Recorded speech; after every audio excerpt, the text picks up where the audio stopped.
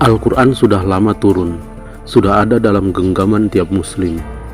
Perubahan atau hal apa yang bisa dibuat banyak, kecuali kebanyakan Al-Quran itu hanya sebatas dibaca bagi sebagian orang. Hadirnya mimpi Muhammad Qasim bukan untuk dipuja, melainkan ini peringatan dari Allah untuk umat zaman ini. Karena Allah sudah jadikan Al-Quran pedoman hidup, tidak lagi diadakan kitab yang sama seperti Al-Quran untuk mengingatkan umat muslim.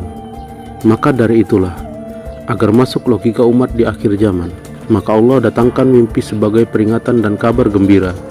Karena jika datang peringatan seperti Al-Quran, maka harus lagi ada Nabi untuk menjadi setara seperti Al-Quran peringatan itu. Namun, kita sudah sama-sama tahu bahwa Nabi terakhir adalah Nabi Muhammad SAW, dan juga Al-Quran sebagai kitab umat muslim yang dibawa Rasulullah SAW.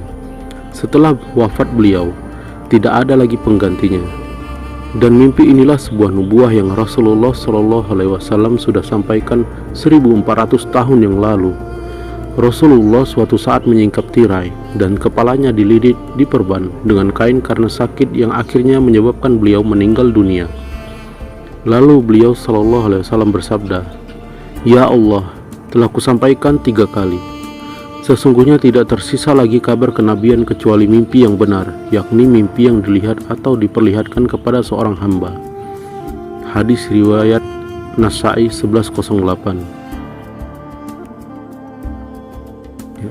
Rasulullah SAW bersabda, "Jika zaman semakin mendekat, mimpi seorang mukmin nyaris tidak bohong, dan mimpi seorang mukmin adalah satu bagian dari 40 bagian kenabian. Dan apa yang berasal dari kenabian tentu tidaklah bohong." Hadis riwayat Bukhari 6499. Dan ada lagi hadis lainnya persoalan nubuah mimpi ini yang mana memiliki derajat sahih. Satu catatan penting, di dalam Al-Quran ada kisah Nabi Ibrahim. Beliau diperintahkan untuk sembelih anaknya. Terdapat pada surah As-Saffat ayat 102, juga tentang Nabi Yusuf di surah Yusuf ayat 43. Dari sini harusnya kita bisa ambil hikmah besar bahwa peran mimpi itu penting. Apalagi kita berada di akhir zaman, mau menunggu siapakah kita untuk diberikan petunjuk yang adil sebagaimana dirasakan oleh umat sebelumnya. Mereka didampingi oleh Nabi dan Rasulnya bersama dengan kitabnya.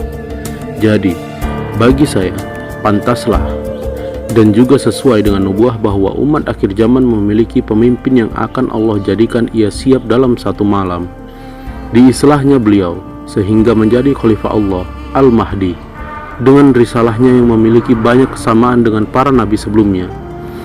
Kembali kepada Allah, menghindari syirik, serta apa yang ada di dalam kitab Al-Quran harus kembali digunakan sebagai Al-Quran diterapkan pada masa Rasulullah SAW. Maka inilah masanya, sebuah proses untuk kembali kepada Islam yang seperti pada zaman Nabi Muhammad SAW.